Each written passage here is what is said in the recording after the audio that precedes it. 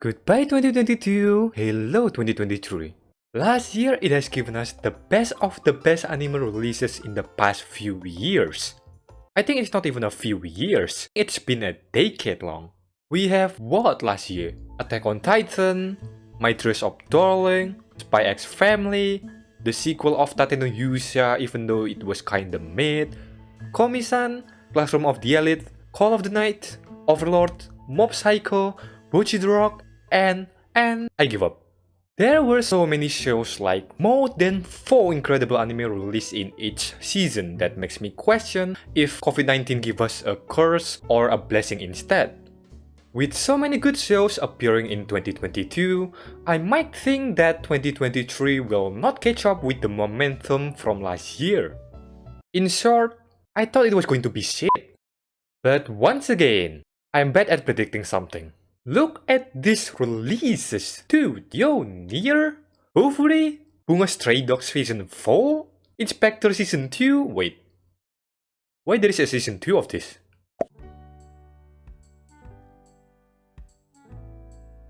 I have mixed feelings when this is getting announced. On one side, I'm glad that this series got a sequel and continues where it left off from the previous season because this show is surprisingly good. But on the other side, how? How did it get a freaking sequel? If there is someone who didn't know anything about this anime, they will be fucking die just to read this title. But at least, the series coming back with another too broken to be true power that looks ridiculous. And I ain't complaining. It might be the most entertaining part about the show, so I'm looking forward to finishing it. One of my favorite anime of all time gets a sequel. It's unbelievable. Finally, I can meet my girl Kyoka! I've waited for this sequel since season 3 come out and I cannot wait to finish all of the episodes. After the Great War between the three organizations, Armed Detective Agency will once again face a difficult opponent, and there's a new organization that's going to appear in this 4th season. I am so excited about this one and I'm positive that the production will be good.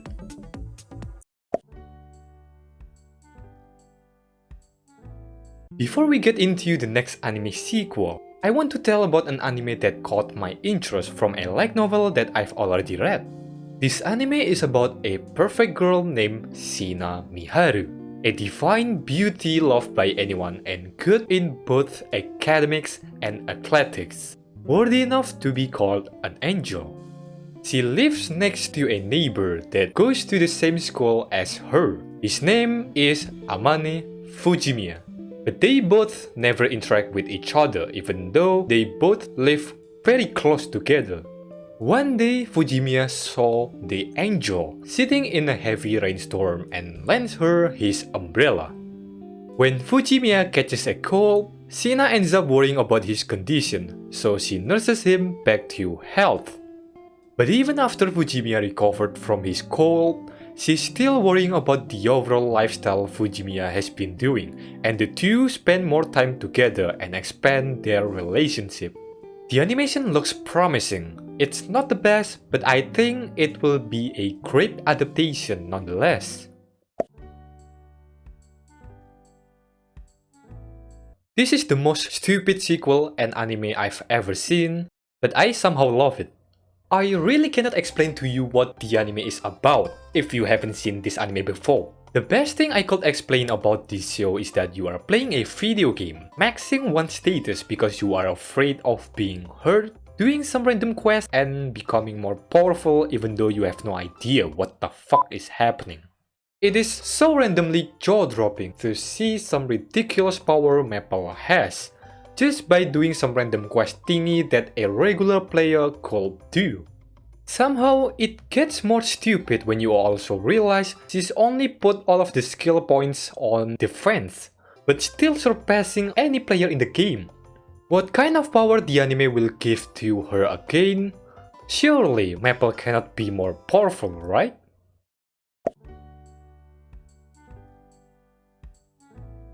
A farmer in Isekai that has a lot of harems.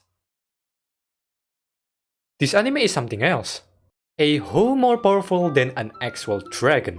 And maybe this is one of a few isekai harem animes that has the main character brave enough to propose to someone and actually marrying her.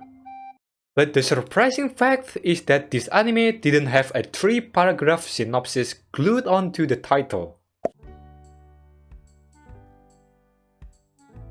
Tokyo Revengers is back again with Season 2. I think it is the Season 2. To be honest with you, I don't know why many people are still watching this show. I don't get the plot or the world that's been going on. I feel worn out after watching like, what? 4 episodes of it? But maybe it's just my personal preference. I still have the plan to watch it though, but I'm not putting my high expectation on it. As the title said, it's pretty much a rom-com supernatural anime taking place in a modern era and society. There's a man that has an ice power and his colleague that looks like she doesn't give a fuck. But he has a soft spot for his colleague, Fuyutsuki, a calm woman who provides a simple solution to his unconventional problems. He is prepared to do whatever it takes to capture her heart. I'm curious about where this is going between the two. If you are a person who adores rom-com, you should add this to your watchlist. I haven't played the game yet, so I don't know what to say. The animation looks good though, so I'll give it a try. Why is her neck look so long?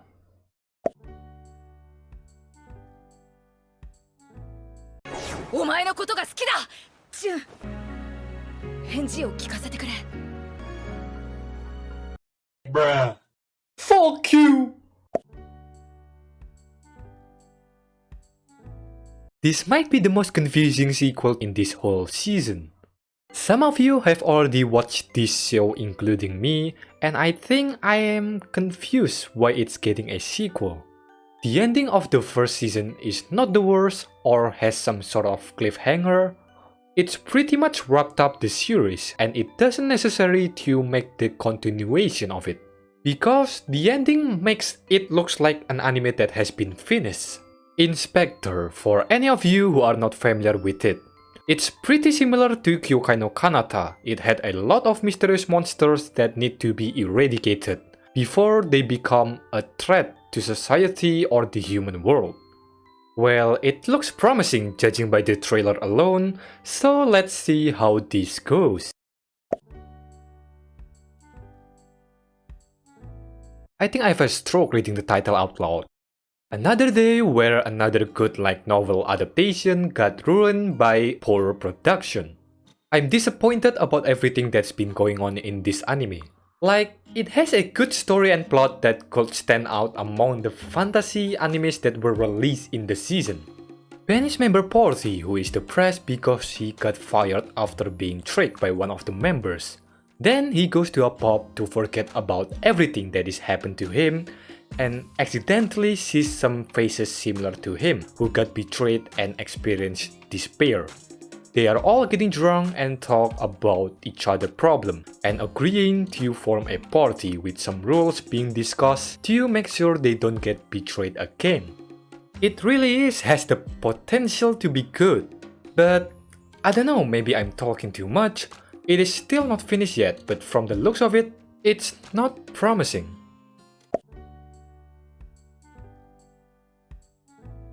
Maybe this is a hot text, but this anime looks like they are flexing their budget to the viewer. Look at that many famous voice actors. This might be a good release just by seeing these alone, but the audience didn't seem to like it that much though.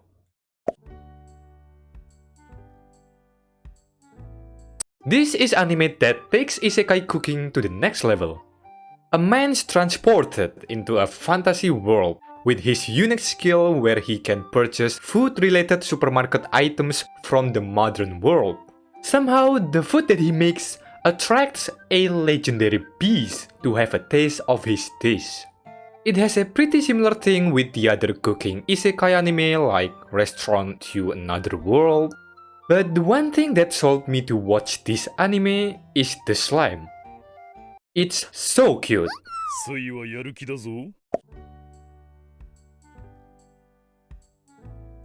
It looks pretty good, what the fuck? Why hasn't anyone told me about this? So, the two assassins meets a little girl who looking for her father on Christmas Day.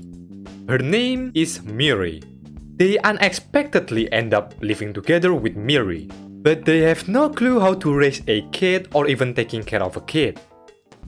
So, they not only have to accomplish their work as an assassin, but also protect the child from the danger that comes towards them. This art style looks cool, I like it a lot, and the idea sounds pretty similar to Spy X Family. But it has something different that I myself can't even describe it. Also, this is funny as hell to watch. So that's it for 2023. This season has so many good shows airing, like a lot of sequels as well, but there are a lot of promising original works with a strong premise at the start. And also many ideas on the fantasy genre side that give it a nice breeze for a while. I will review some of these anime later when they are all finished, but for now, thank you for watching. This is Nee and have a nice day. Bye, bye, bye, bye.